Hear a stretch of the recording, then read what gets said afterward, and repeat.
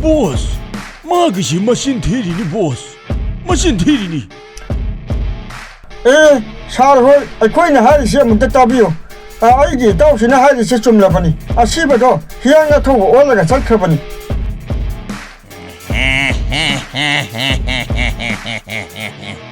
Nang aikoisi apangmani haina khanbra ha. Aikoina harise achengmani. Asibado hianga thogo olaga chakhrabani. Boss, mais machin thirin. Asibano mana soidana lolosinu da thami oirangani. Ma oina phuraga phagadawni. Yengunu pa, aikoi nangbu puningde.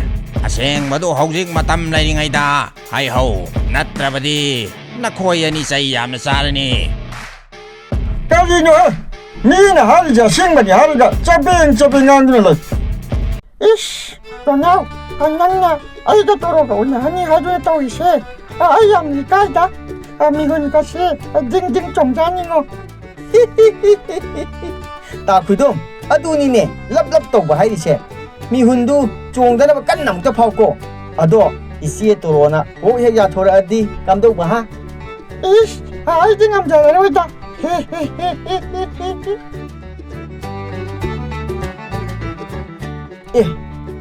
Takudum, is here to Rodi, Adelaide too. Lao, Mabu Naragane, Toro, Nang se Pami, Nung si, hit the hello. I think I'm the other head now. A tabaka here, and we won't talk when I look at bar. My band to come to Tony Haba.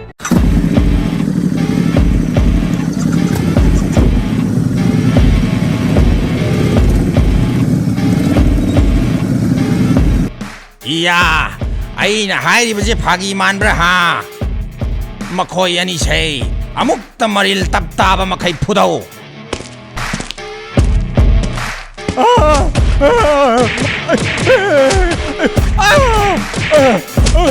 Ayo.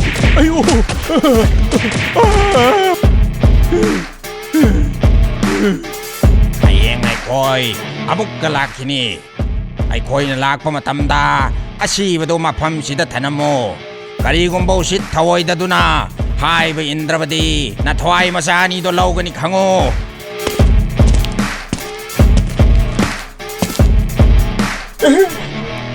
Aina, she took any hydra.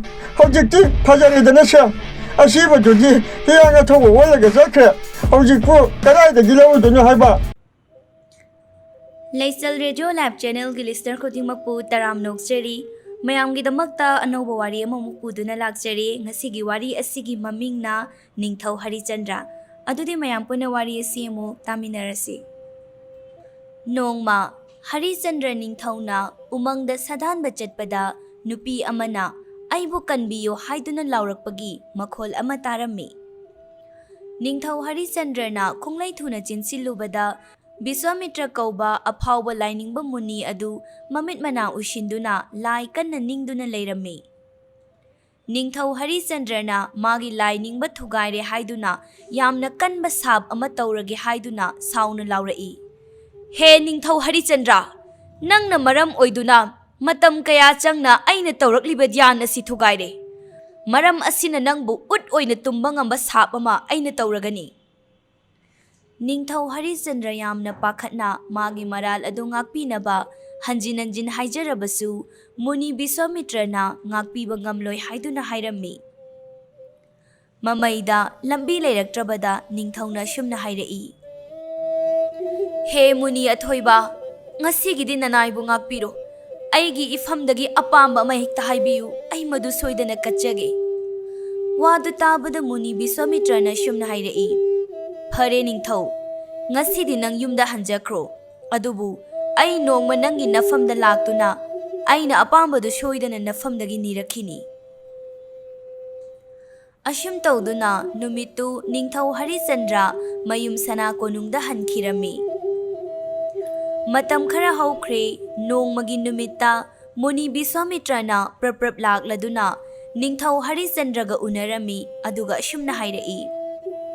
He Ningthau, nanga aiga sakna kiba wasaki matung ina, ꯑꯩ ꯉꯁꯤꯗꯤ ꯅꯐꯝꯗ ꯑꯩꯒꯤ ꯑꯄꯥꯝꯕ ꯑꯗꯣ ꯅꯤꯕ ꯂꯥꯛꯂꯤ꯫ ꯅꯪꯒꯤ ꯁꯅꯥ ꯀꯣꯅꯨꯡ ꯑꯁꯤ ꯉꯁꯤ ꯍꯥꯏꯕ ꯅꯨꯃꯤꯠ ꯑꯁꯤꯗꯒꯤ ꯑꯩꯒꯤ ꯏꯐꯝꯗ ꯁꯤꯟꯅꯔꯣ꯫ ꯃꯨꯅꯤ ꯕꯤꯁ꯭ꯋꯥꯃꯤꯇ꯭ꯔꯒꯤ ꯋꯥꯐꯝꯗꯨ ꯇꯥꯕꯗ ꯅꯤꯡꯊꯧ ꯍꯔꯤꯆꯟꯗ꯭ꯔ ꯃꯊ꯭ꯋꯥꯏ ꯌꯥꯝꯅ ꯅꯨꯡꯉꯥꯏꯔꯝꯗꯦ꯫ ꯑꯗꯨꯕꯨ ꯃꯥꯒꯤ ꯋꯥꯁꯛꯇꯤ ꯉꯥꯛꯀꯅꯤ ꯍꯥꯏꯗꯨꯅ ꯃꯥꯒꯤ ꯃꯍꯥꯔꯥꯅꯤ ꯑꯃꯗꯤ ꯑꯄꯤꯛꯄ ꯃꯆꯥꯅꯨꯄꯥ ꯑꯗꯨ ꯄꯨꯔꯗꯨꯅ ꯀꯣꯅꯨꯡꯗꯨ ꯊꯥꯗꯣꯔꯛꯂꯝꯃꯤ꯫ ꯅꯤꯡꯊꯧꯅ ꯊꯥꯖꯗꯕ ꯃꯑꯣꯡꯗ ꯂꯧꯔꯛꯂꯤꯕ ꯐꯤꯔꯦꯞ ꯑꯗꯨ ꯎꯕꯗ ꯂꯩꯕꯥꯛ ꯃꯤꯌꯥꯝ ꯀꯞꯇꯨꯅ ꯅꯤꯡꯊꯧꯕꯨ ꯆꯠꯈꯤꯒꯅꯨ ꯍꯥꯏꯗꯨꯅ ꯈꯥꯝꯖꯔꯝꯃꯤ꯫ ꯑꯗꯨꯕꯨ ꯋꯥꯁꯛ ꯆꯦꯠꯄ ꯅꯤꯡꯊꯧ ꯍꯔꯤꯆꯟꯗ꯭ꯔꯅ ꯃꯥꯒꯤ ꯋꯥꯁꯛ ꯉꯥꯛꯀꯅꯤ ꯍꯥꯏꯗꯨꯅ ꯁꯅꯥ ꯀꯣꯅꯨꯡ ꯊꯥꯗꯣꯛꯂꯒ ꯆꯠꯈꯤꯔꯝꯃꯤ꯫ ꯑꯁꯨꯝꯅ ꯅꯤꯡꯊꯧ ꯍꯔꯤꯆꯟꯗ꯭ꯔꯅ ꯃꯥꯒꯤ ꯃꯆꯥ ꯑꯄꯤꯛꯄꯗꯨꯒ ꯃꯍꯥꯔꯥꯅꯤꯒ ꯄꯨꯔꯗꯨꯅ ꯑꯁꯨꯛꯄ ꯎꯃꯪ ꯑꯃꯗ ꯂꯩꯔꯨꯅꯕ ꯂꯥꯛꯂꯝꯃꯤ꯫ ꯂꯝꯕꯤꯗ ꯁꯨꯝ ꯆꯠꯂꯤꯉꯩꯗ ꯏꯈꯪ ꯈꯪꯍꯧꯗꯅ ꯃꯨꯅꯤ ꯕꯤꯁ꯭ꯋꯥꯃꯤꯇ꯭ꯔꯅ ꯀꯧꯔꯛꯇꯨꯅ ꯑꯁꯨꯝꯅ ꯍꯥꯏꯔꯝꯃꯤ, "ꯍꯦ ꯅꯤꯡꯊꯧ, ꯅꯪꯅ ꯑꯩꯒꯤ ꯏꯐꯝꯗ ꯅꯍꯥꯛꯀꯤ ꯁꯅꯥ ꯀꯣꯅꯨꯡ ꯑꯗꯨ ꯁꯤꯟꯅꯕ ꯃꯇꯝꯗ ꯗꯈꯤꯅꯥ ꯑꯃꯠꯇ ꯍꯥꯞꯂꯝꯗ꯭ꯔꯦ꯫ ꯀꯗꯥꯏ? ꯍꯧꯖꯤꯛꯃꯛ ꯑꯩꯒꯤ ꯗꯈꯤꯅꯥ ꯄꯤꯌꯨ꯫ ꯅꯤꯡꯊꯧ ꯑꯃ ꯑꯣꯏꯔꯕꯗꯤ ꯅꯁꯥꯒꯤ ꯋꯥꯁꯛ ꯉꯥꯛꯎ"꯫ ꯑꯁꯨꯝꯅ ꯃꯨꯅꯤ ꯕꯤꯁ꯭ꯋꯥꯃꯤꯇ꯭ꯔꯅ ꯃꯥꯒꯤ ꯗꯈꯤꯅꯥ ꯄꯤꯌꯨ ꯍꯥꯏꯔꯛꯂꯕꯗ ꯅꯤꯡꯊꯧ ꯑꯗꯨ ꯇꯧꯐꯝ ꯈꯪꯈꯤꯗꯦ꯫ ꯃꯥꯒꯤ ꯍꯦꯛ ꯂꯩꯖꯕ ꯂꯟ ꯊꯨꯝ ꯄꯨꯝꯕ ꯁꯅꯥ ꯀꯣꯅꯨꯡꯒ ꯂꯣꯏꯅꯅ ꯃꯨꯅꯤ ꯕꯤꯁ꯭ꯋꯥꯃꯤꯇ꯭ꯔꯗ ꯄꯤꯊꯣꯛꯂꯝꯂꯕꯅꯤ꯫ ꯑꯗꯨꯕꯨ ꯋꯥꯁꯛ ꯆꯦꯠꯄ ꯅꯤꯡꯊꯧ ꯑꯣꯏꯕꯅ ꯃꯨꯅꯤꯗ ꯑꯁꯨꯝꯅ ꯍꯥꯏꯔꯛꯏ, "ꯍꯦ ꯃꯨꯅꯤꯕꯔ, ꯍꯧꯖꯤꯛꯀꯤ ꯑꯣꯏꯅꯗꯤ ꯗꯈꯤꯅꯥ ꯍꯥꯞꯅꯕ ꯁꯦꯜ ꯑꯃꯠꯇ ꯂꯩꯇ꯭ꯔꯦ꯫ ꯃꯇꯝ ꯈꯖꯤꯛꯇ ꯉꯥꯏꯕꯤꯌꯨ, ꯑꯩꯉꯣꯟꯗ ꯊꯥ ꯑꯃꯒꯤ ꯃꯇꯝ ꯄꯤꯕꯤꯌꯨ, ꯑꯩ ꯅꯍꯥꯛꯀꯤ ꯗꯈꯤꯅꯥ ꯁꯣꯏꯗꯅ ꯍꯥꯞꯆꯒꯦ"꯫ ꯑꯁꯨꯝꯅ ꯃꯨꯅꯤꯗꯨꯒ ꯌꯥꯅꯔꯕ ꯃꯇꯨꯡ ꯅꯤꯡꯊꯧ ꯍꯔꯤꯆꯟꯗ꯭ꯔꯅ ꯗꯈꯤꯅꯥ ꯄꯤꯅꯕꯒꯤ ꯊꯥ ꯑꯃꯒꯤ ꯃꯇꯝ ꯂꯧꯔꯝꯃꯤ꯫ ꯅꯣꯡꯃ ꯅꯣꯡꯃ ꯍꯧꯈꯤꯗꯨꯅ ꯊꯥ ꯐꯥꯖꯤꯜꯂꯛꯂꯝꯃꯤ꯫ ꯑꯗꯨꯕꯨ ꯅꯤꯡꯊꯧ ꯍꯔꯤꯆꯟꯗ꯭ꯔꯗꯤ ꯊꯕꯛ ꯁꯨꯐꯝ ꯅꯣꯝꯐꯝ ꯐꯪꯗ꯭ꯔꯗꯨꯅ ꯁꯦꯜ ꯑꯃꯠꯇ ꯇꯥꯟꯕ ꯉꯝꯂꯝꯗꯦ꯫ ꯃꯆꯥꯅꯨꯄꯥ ꯑꯄꯤꯛꯄꯗꯨꯅꯁꯨ, "ꯄꯥꯕꯥ, ꯑꯩꯈꯣꯏ ꯑꯁꯨꯝꯅ ꯎꯃꯪ ꯑꯁꯤꯗ ꯀꯌꯥꯝ ꯀꯨꯏꯅ ꯀꯣꯏꯆꯠ ꯆꯠꯂꯒ ꯂꯩꯈꯤꯗꯣꯏꯅꯣ? ꯑꯩꯈꯣꯏ ꯁꯅꯥ ꯀꯣꯅꯨꯡꯗ ꯍꯜꯂꯁꯤ ꯍꯥꯏꯗꯨꯅ ꯍꯟꯖꯤꯟ ꯍꯟꯖꯤꯟ ꯅꯤꯡꯉꯥꯏ ꯇꯧꯕ ꯍꯧꯔꯛꯂꯝꯃꯤ꯫ ꯑꯁꯨꯝ ꯆꯠꯄꯅ ꯃꯃꯩꯗ ꯕꯥꯔꯥꯅꯁꯤ ꯈꯨꯡꯒꯪ ꯌꯧꯔꯛꯂꯝꯃꯤ꯫ ꯃꯐꯝꯗꯨꯗ ꯂꯩꯕ ꯑꯆꯧꯕ ꯃꯟꯗꯤꯔ ꯑꯃꯗ ꯆꯪꯁꯤꯟꯗꯨꯅ ꯃꯍꯥꯛꯄꯨ ꯊꯕꯛ ꯄꯤꯌꯨ ꯍꯥꯏꯅ ꯅꯤꯡꯊꯧ ꯍꯔꯤꯆꯟꯗ꯭ꯔꯅ ꯍꯥꯏꯖꯔꯝꯃꯤ꯫ "ꯍꯦ ꯃꯍꯥꯁꯣꯏ, ꯑꯩꯈꯣꯏꯒꯤꯗꯤ ꯂꯥꯏꯁꯪꯅꯤ꯫ ꯃꯤꯌꯥꯝꯅ ꯀꯜꯂꯛꯄ ꯆꯥꯅ ꯊꯛꯅꯕꯁꯤꯡ ꯆꯥꯔꯒ ꯑꯩꯈꯣই ꯍꯤꯡꯕꯅꯤ꯫ ꯃꯐꯝꯁꯤꯗꯗꯤ ꯊꯕꯛ ꯁꯨꯅꯤꯡꯉꯥꯏ ꯂꯩꯇꯦ꯫ ꯅꯍꯥꯛꯅ ꯄꯥꯝꯂꯒꯅ ꯃꯐꯝꯁꯤꯗ ꯑꯣꯛꯅꯕ ꯆꯥꯅ ꯊꯛꯅꯕ ꯄꯨꯖꯈꯣ" ꯍꯥꯏꯅ ꯂꯥꯏꯁꯪ ꯑꯗꯨꯒꯤ ꯄꯨꯖꯥꯔꯤꯅ ꯅꯤꯡꯊꯧ ꯍꯔꯤꯆꯟꯗ꯭ꯔꯗ ꯍꯥꯏꯔꯛꯂꯝꯃꯤ꯫ ꯅꯣꯡꯃꯒꯤ ꯅꯨꯃꯤꯠꯇ ꯅꯤꯡꯊꯧ ꯍꯔꯤꯆꯟꯗ꯭ꯔꯅ ꯂꯥꯏꯁꯪ ꯑꯗꯨꯒꯤ ꯆꯥꯅ ꯊꯛꯅꯕ ꯄꯣꯠꯂꯝ ꯂꯧꯕ ꯆꯠꯂꯤꯉꯩꯗ ꯂꯝꯕꯤꯗ ꯃꯨꯅꯤ ꯕꯤꯁ꯭ꯋꯥꯃꯤꯇ꯭ꯔ ꯑꯃꯨꯛ ꯊꯦꯡꯅꯔꯝꯃꯤ꯫ "ꯍꯦ ꯅꯤꯡꯊꯧ, ꯅꯍꯥꯛꯅ ꯑꯩꯉꯣꯟꯗ ꯊꯥꯔꯝꯕ ꯃꯇꯝ ꯊꯥ ꯑꯃꯗꯤ ꯉꯁꯤꯅ ꯂꯣꯏꯔꯦ꯫ ꯀꯗꯥꯏ? ꯑꯩꯒꯤ ꯗꯈꯤꯅꯥꯗꯨ ꯄꯤꯔꯣ"꯫ "ꯍꯦ ꯃꯨꯅꯤ, ꯉꯁꯤꯒꯤ ꯅꯨꯃꯤꯠ ꯐꯥꯎꯕꯗꯤ ꯂꯣꯏꯗ꯭ꯔꯤꯗꯅ, ꯃꯇꯝ ꯈꯖꯤꯛ ꯉꯥꯏꯕꯤꯈꯣ꯫ ꯉꯁꯤꯒꯤ ꯅꯨꯃꯤꯠꯁꯤꯗ ꯊꯦꯡꯂꯕꯁꯨ ꯊꯦꯡꯅ ꯑꯩꯅ ꯅꯍꯥꯛꯀꯤ ꯗꯈꯤꯅꯥ ꯁꯣꯏꯗꯅ ꯄꯤꯖꯒꯅꯤ"꯫ ꯑꯁꯣꯝꯗꯅ ꯀꯝꯗꯧꯔꯤ?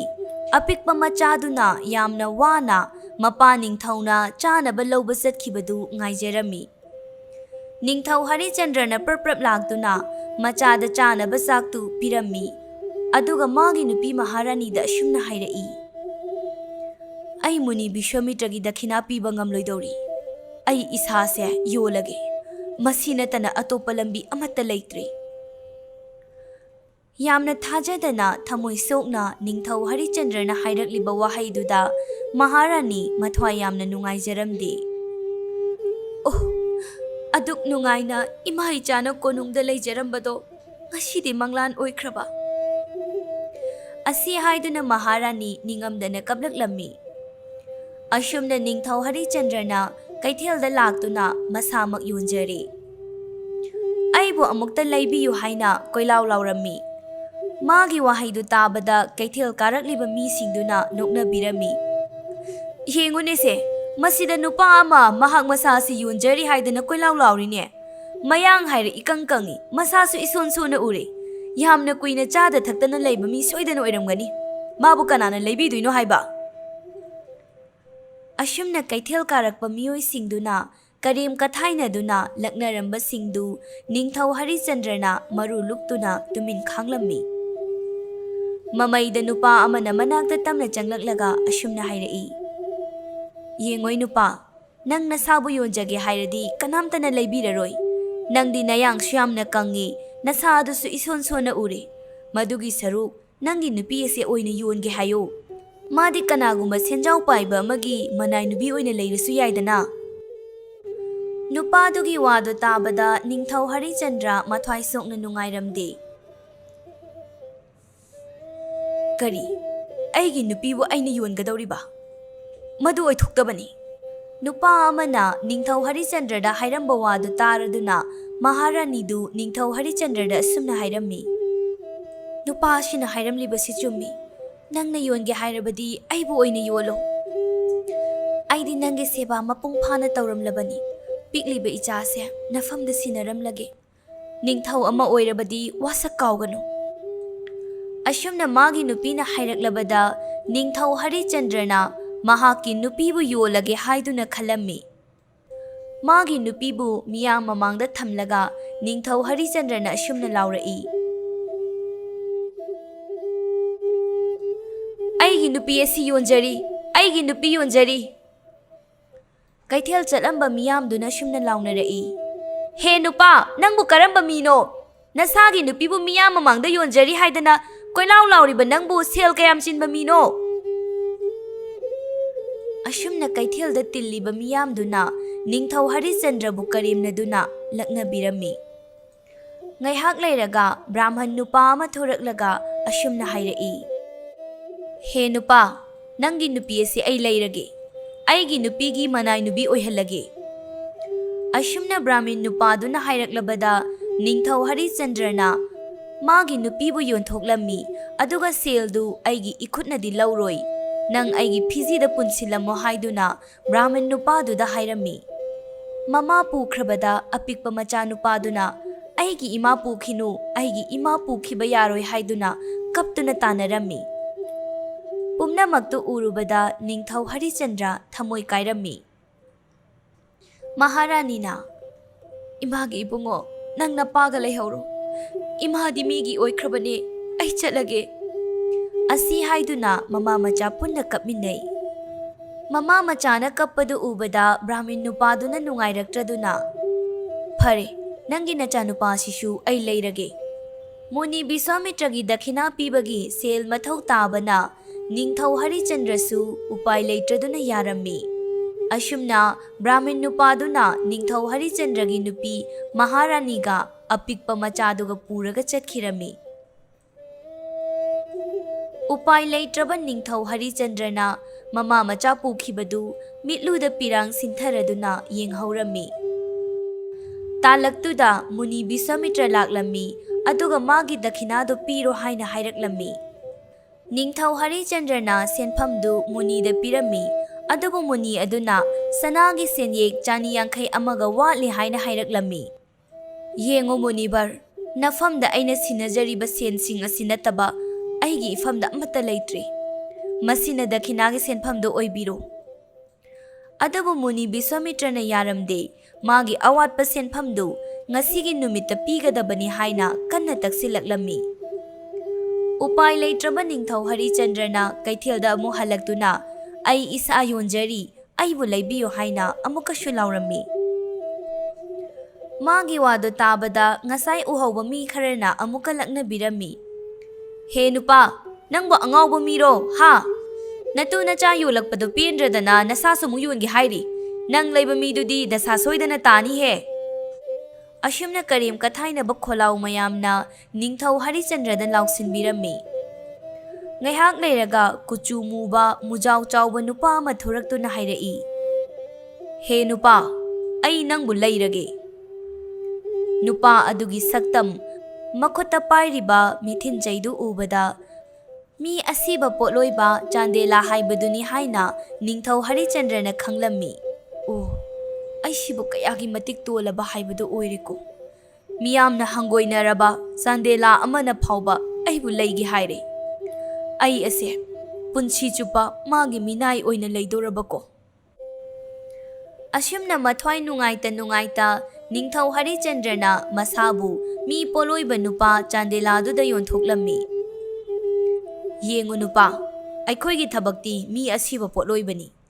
ꯄꯣꯠꯂꯣꯏꯕ ꯂꯥꯛꯄ ꯈꯨꯗꯤꯡꯒꯤ ꯑꯁꯤꯕꯒꯤ ꯐꯤꯔꯣꯜ, ꯆꯦꯡ ꯑꯃꯗꯤ ꯄꯩꯁꯥ ꯂꯧꯒꯗꯕꯅꯤ. ꯃꯤ ꯑꯁꯤꯕ ꯑꯃꯃꯝꯗꯒꯤ ꯐꯪꯂꯛꯄ ꯆꯥꯛꯊꯨꯡꯒꯤ ꯁꯔꯨꯛ 10 ꯊꯣꯛꯄꯒꯤ 3 ꯑꯃꯅ ꯅꯤꯡꯊꯧꯒꯤ, 3 ꯑꯃꯅ ꯑꯩꯒꯤ, ꯑꯗꯨꯒ ꯂꯦꯝꯍꯧꯕꯗꯨꯅ ꯅꯪꯒꯤ ꯑꯣꯏꯖꯧ. ꯅꯨꯃꯤꯠ ꯑꯗꯨꯗꯒꯤ ꯍꯧꯅ ꯅꯤꯡꯊꯧ ꯍꯔꯤꯆꯟꯗ꯭ꯔ ꯃꯤ ꯑꯁꯤꯕ ꯄꯣꯠꯂꯣꯏꯔꯗꯨꯅ ꯃꯄꯨꯟꯁꯤ ꯂꯦꯟꯕ ꯍꯧꯈꯤꯔꯝꯃꯤ. ꯑꯁꯥꯕ ꯃꯩꯔꯤꯂꯛꯇ ꯃꯇꯝ ꯁꯥꯡꯅ ꯂꯩꯔꯛꯄꯅ ꯃꯁꯥꯗꯣ ꯃꯌꯥꯡ ꯀꯪꯇ꯭ꯔꯤꯛ ꯀꯪꯁꯤꯜꯂꯝꯃꯤ.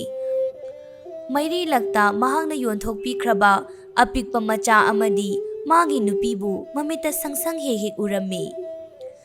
ꯀꯔꯤꯒꯨꯝꯕ ꯀꯥꯟꯗꯁꯨ ꯃꯪꯂꯥꯟꯗ ꯃꯆꯥꯅꯨꯄꯥ ꯔꯥꯖꯀꯨꯃꯥꯔꯒ ꯑꯣꯟꯊꯣꯏꯅ ꯍꯔꯥꯎꯅ ꯁꯥꯟꯅꯕꯗꯨ ꯍꯦꯛ ꯎꯔꯝꯃꯤ. ꯑꯁꯣꯝꯗꯅ ꯀꯝꯗꯧꯔꯤ, ꯕ꯭ꯔꯥꯍ꯭ꯃꯤꯟ ꯅꯨꯄꯥꯗꯨꯅ ꯄꯤꯛꯂꯤꯕ ꯔꯥꯖꯀꯨꯃꯥꯔꯗꯨꯕꯨ ꯃꯤꯅꯥꯏꯅꯤ ꯍꯥꯏꯗꯨꯅ ꯊꯤꯅ ꯐꯨꯕꯤꯔꯝꯃꯤ. ꯅꯣꯡꯃꯒꯤ ꯅꯨꯃꯤꯠꯇ ꯑꯉꯥꯡ ꯑꯗꯨꯅ ꯏꯪꯈꯣꯜꯗ ꯁꯥꯟꯅꯕ ꯆꯠꯄꯗ ꯃꯍꯨ ꯄꯥꯟꯕ ꯂꯤꯟꯅ ꯆꯤꯛꯇꯨꯅ ꯑꯉꯥꯡ ꯑꯗꯨ ꯁꯤꯔꯝꯃꯤ. ꯃꯆꯥ ꯁꯥꯟꯅꯕ ꯆꯠꯈꯤꯕꯗꯒꯤ ꯍꯜꯂꯛꯃꯟꯗ꯭ꯔꯕꯗ ꯃꯍꯥꯔꯥꯅꯤꯅ ꯃꯆꯥꯕꯨ ꯊꯤꯔꯛꯄꯗ ꯑꯁꯤꯕ ꯍꯛꯆꯥꯡ ꯑꯣꯏꯅ ꯐꯪꯂꯝꯃꯤ. ꯃꯆꯥꯅꯨꯄꯥꯒꯤ ꯊꯋꯥꯏ ꯌꯥꯎꯗ꯭ꯔꯕ ꯍꯛꯆꯥꯡ ꯑꯗꯨꯕꯨ ꯆꯦꯖꯦꯠ ꯀꯣꯜꯂꯗꯨꯅ ꯃꯍꯥꯔꯥꯅꯤꯗꯨ ꯑꯣꯛ ꯈꯣꯡꯅ ꯀꯞꯂꯝꯃꯤ. ꯊꯋꯥꯏ ꯌꯥꯎꯗ꯭ꯔꯕ ꯄꯤꯛꯂꯤꯕ ꯃꯆꯥꯕꯨ ꯄꯣꯠꯂꯣꯏꯔꯒꯦ ꯍꯥꯏꯗꯨꯅ ꯕ꯭ꯔꯥꯍ꯭ꯃꯤꯟ ꯅꯨꯄꯥ ꯑꯗꯨꯗ ꯁꯦꯟꯒ ꯆꯦꯡ ꯑꯃꯗꯤ ꯐꯤꯔꯣꯜ ꯈꯔꯒ ꯄꯤꯕꯤꯅꯕ ꯍꯥꯏꯖꯔꯝꯃꯤ. ꯑꯗꯨꯕꯨ ꯇꯥꯕꯤꯕꯒꯤ ꯃꯍꯨꯠ ꯅꯨꯄꯥ ꯑꯗꯨꯅ ꯃꯍꯥꯔꯥꯅꯤꯗꯨꯗ ꯊꯤꯅ ꯆꯩꯔꯝꯃꯤ. ꯎꯄꯥꯏ ꯂꯩꯇ꯭ꯔꯕꯗ ꯃꯍꯥꯔꯥꯅꯤ ꯑꯗꯨ ꯃꯊ꯭ꯋꯥꯏ ꯌꯥꯎꯗ꯭ꯔꯕ ꯃꯆꯥꯕꯨ ꯀꯣꯜꯂꯗꯨꯅ ꯅꯤꯡꯊꯧ ꯍꯔꯤꯆꯟꯗ꯭ꯔꯅ ꯃꯤ ꯄꯣꯠꯂꯣꯏꯔꯤꯕ ꯃꯐꯝ ꯑꯗꯨꯗ ꯄꯨꯔꯛꯂꯝꯃꯤ. ꯍꯦ ꯅꯨꯄꯤ, ꯅꯪ ꯁꯦꯜ, ꯐꯤꯔꯣꯜ ꯑꯃꯗꯤ ꯆꯦꯡ ꯄꯨꯔꯛꯂꯕ꯭ꯔꯥ? ꯑꯩꯗꯤ ꯂꯥꯏꯔꯕꯤꯅꯤ. ꯅꯍꯥꯛꯅ ꯄꯥꯝꯂꯤꯕ ꯄꯣꯠꯁꯛꯁꯤꯡ ꯑꯗꯨ ꯑꯩꯒꯤ ꯏꯐꯝꯗ ꯑꯃꯠꯇ ꯂꯩꯇꯦ.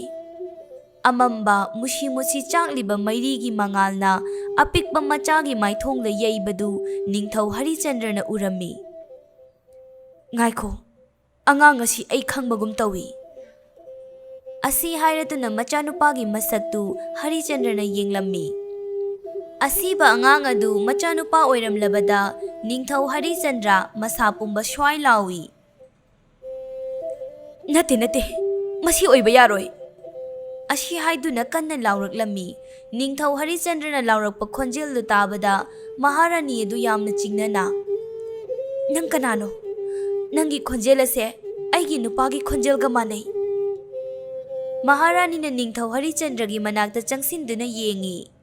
ꯃꯥꯒꯤ ꯅꯨꯄꯥꯒꯤ ꯁꯛꯐꯝꯗꯨ ꯎꯕꯗ ꯃꯍꯥꯔꯥꯅꯤꯗꯨ ꯍꯤꯛꯅ ꯊꯃꯣꯏ ꯁꯣꯛꯅ ꯀꯞꯂꯝꯃꯤ. ꯑꯣꯍ, ꯃꯇꯝ ꯑꯃꯗ ꯃꯅꯤꯡ ꯇꯝꯅ ꯐꯨꯔꯥ ꯗꯂꯥꯟ ꯃꯔꯛꯇ ꯅꯤꯡꯊꯧ ꯑꯣꯏꯅ ꯄꯥꯜꯂꯝꯕ ꯅꯪꯁꯦ ꯉꯁꯤꯗꯤ ꯈ꯭ꯋꯥꯏꯗꯒꯤ ꯍꯟꯊꯕ ꯊꯥꯛꯀꯤ ꯊꯕꯛ ꯑꯁꯤ ꯇꯧꯔꯕꯀꯣ. ꯌꯦꯡꯉꯣ, ꯅꯃꯥꯡꯗ ꯂꯩꯔꯤꯕ ꯑꯉꯥꯡ ꯑꯁꯦ ꯀꯅꯥꯁꯨ ꯅꯠꯇꯦ, ꯅꯪꯒꯤ ꯅꯆꯥꯅꯨꯄꯥ ꯔꯥꯖꯀꯨꯃꯥꯔꯗꯨꯅꯦ. ꯃꯥꯒꯤ ꯅꯨꯄꯤꯅ ꯇꯦꯡꯊꯥꯅ ꯑꯣꯏꯅ ꯀꯞꯄꯗꯨ ꯇꯥꯕꯗ ꯅꯤꯡꯊꯧ ꯍꯔꯤꯆꯟꯗ꯭ꯔ ꯈꯥꯡꯕ ꯉꯝꯕꯒꯤ ꯄꯥꯡꯒꯜ ꯂꯣꯏꯈ꯭ꯔꯦ. ꯑꯁꯤꯕ ꯃꯆꯥꯕꯨ ꯆꯦꯖꯦꯠ ꯀꯣꯜꯂꯗꯨꯅ ꯅꯤꯡꯊꯧꯗꯨ ꯀꯞꯂꯦ. ꯉꯥꯏꯍꯥꯛ ꯀꯞꯂꯨꯔꯒ ꯅꯤꯡꯊꯧ ꯍꯔꯤꯆꯟꯗ꯭ꯔꯅ ꯍꯥꯏꯔꯛꯏ, ꯑꯩꯗꯤ ꯆꯥꯟꯗꯦꯂꯥꯒꯤ ꯃꯤꯅꯥꯏ ꯑꯣꯏꯈ꯭ꯔꯦ. ꯃꯤ ꯄꯣꯠꯂꯣꯏꯕ ꯂꯥꯛꯄ ꯈꯨꯗꯤꯡꯒꯤ ꯁꯦꯜ, ꯐꯤ ꯑꯃꯗꯤ ꯆꯦꯡ ꯂꯧꯗꯕ ꯌꯥꯗꯦ. ꯅꯪꯁꯨ ꯍꯥꯏꯔꯤꯕ ꯄꯣꯠꯂꯝꯁꯤꯡ ꯑꯁꯦ ꯉꯝꯅꯕ ꯊꯧꯔꯥꯡ ꯇꯧ. ꯀꯔꯤ ꯋꯥꯅꯣ ꯅꯪꯅ ꯉꯥꯡꯉꯤꯕꯗꯨꯕꯣ? ꯅꯄꯨꯛꯊꯣꯛꯀꯤ ꯅꯆꯥ ꯁꯤꯕꯒꯤ ꯄꯣꯠꯂꯣꯏꯕꯗ ꯁꯦꯜ ꯂꯧꯒꯅꯤ ꯍꯥꯏꯔꯤꯕ ꯅꯪꯕꯨ ꯀꯔꯝꯕ ꯃꯄꯥꯅꯣ? ꯑꯩꯗꯤ ꯎꯄꯥꯏ ꯂꯩꯇꯦ. ꯅꯪꯅ ꯑꯩꯒꯤ ꯑꯋꯥꯃꯜ ꯄꯤꯗ꯭ꯔꯕꯗꯤ ꯑꯩ ꯑꯉꯥꯡ ꯑꯁꯦ ꯄꯣꯠꯂꯣꯏꯕ ꯉꯝꯃꯣꯏ.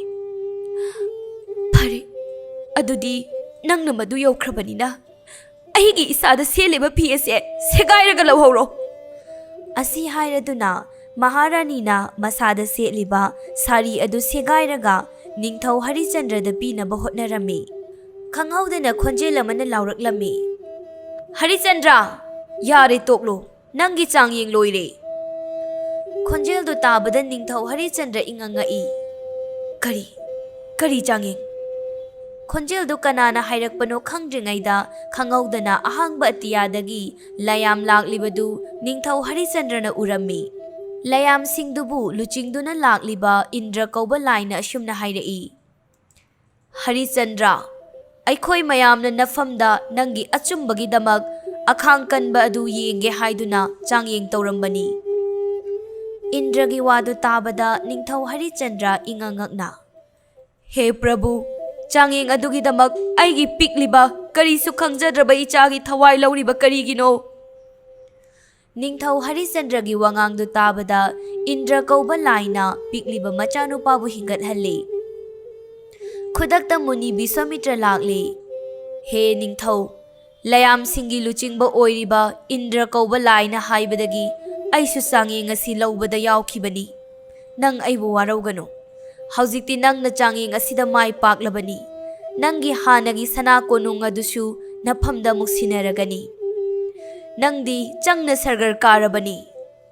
Ashi haiduna Muni Biswamitrana Ningthau Harichandrabu thagat pirami. Adubu aidi Chandela de ishase yonthokrabani. Magi yathang yaudana ai chatpa ngamoi. He Ningthau, nangbu leiraga mafam asida purakhiba asiba potloiba Chandela du kana sunati Yomrasni. Mahak su sangi ngasi sinbada yauribani. Mahak nasu nangi asumbagi damak akhang kanbagi sangi ngasida pelabani. Magi di kari su khalluranu. Asham tauduna layamgi luchingba Indrana Ningthau Harichandrabu bor chauna piraduna nangi praja singa nungai yaifana paluro haiduna mahaki mangluraba sana konungda amuk pubiraduna nungai yaifana palhanki. Matang asida ngasigi wari asi loisinjare.